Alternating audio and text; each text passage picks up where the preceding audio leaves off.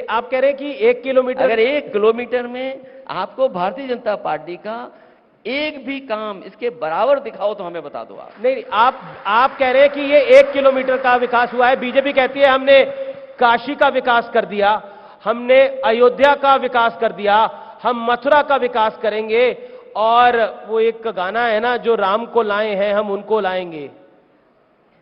और एक गाना वो भी है। जी बताइए। सिया कह गए राम को, क्या वो गाना है बहुत पुराना? रामचंद्र ऐसा कलयुग आएगा। रामचंद्र कह गए सिया से ऐसा कलयुग आएगा। रामचंद्र जी कह गए सिया से ऐसा कलयुग आएगा। मैं अगली लाइनें नहीं सुनाना चाहता हूं।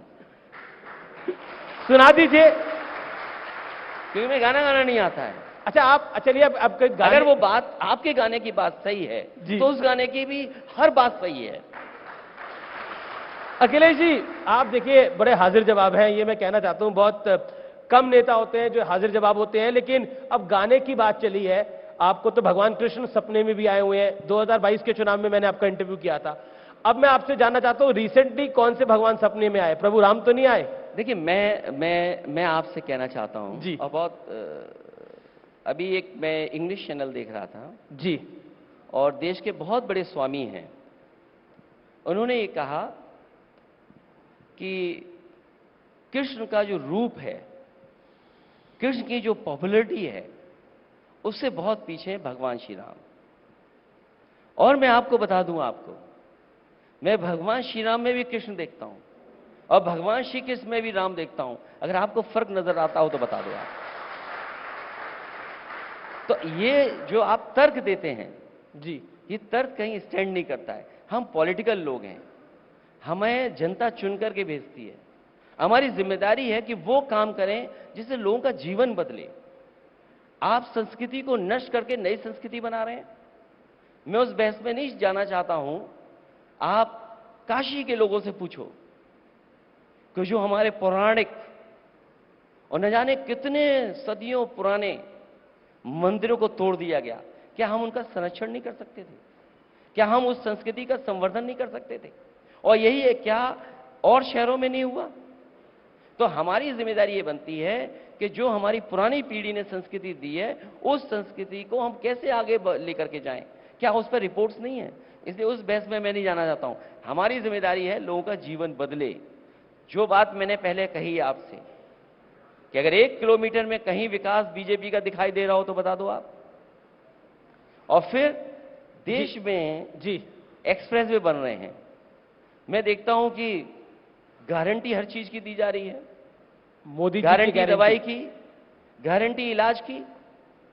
आप जाइए किसी इंस्टीट्यूट में चले जाइए सरकारी में, गरीब का क्या हाल है।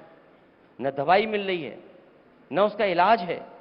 और मैं आपसे दावे से कह सकता हूं, आप कभी इमरजेंसी में चले जाएं, आपका मरीज एडमिट नहीं होगा। लाखों लाख लोग भटकते हैं हर दिन, उन्हें सही इलाज मिल जाए। फिर किस बात की आप गारंटी दे रहे हैं? आपने कहा जी कि निवेश आएगा उत्तर प्रदेश में। ये तो एक टेंट लगा है, टेम्परेरी टेंट है, जिसमें हम और आप सब बैठे हैं।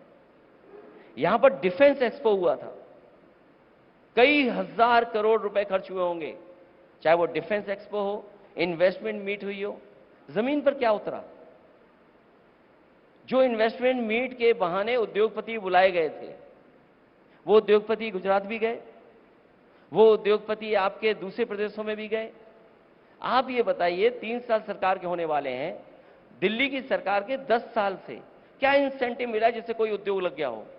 क्या इंसेंटिव दिया जिससे कारखाने लग गए हों? जो मुख्यमंत्री जी कहते हैं कि 40 लाख करोड़ के एमओयू हुए, जमीन पे क्या उतरा?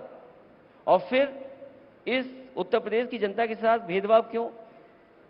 सरकार दावा करती है कि सबसे बड़ा एक्सप्रेसवे बन रहा है, बंबई से लेकर के हम दिल्ली को जोड़ रहे हैं, वो 1 लाख करोड़ का एक्सप्रेसवे है। गुजरात को जोड़ने वाला वो कई हजार करोड़ का है, पंजाब से गुजरात जोड़ने वाला कई हजार करोड़ का है। जिस उत्तर प्रदेश ने सरकार बनाई हो, जिस उत्तर प्रदेश ने सबसे ज्यादा लोकसभा सांसद जिताए हो, जिस प्रदेश ने प्रधानमंत्री दिया हो, बताओ उसको दिल्ली वालों ने एक एक्सप्रेसवे नहीं दिया? एक एक्सप्रेसवे दिया हो तो बता दीजिए। लेकिन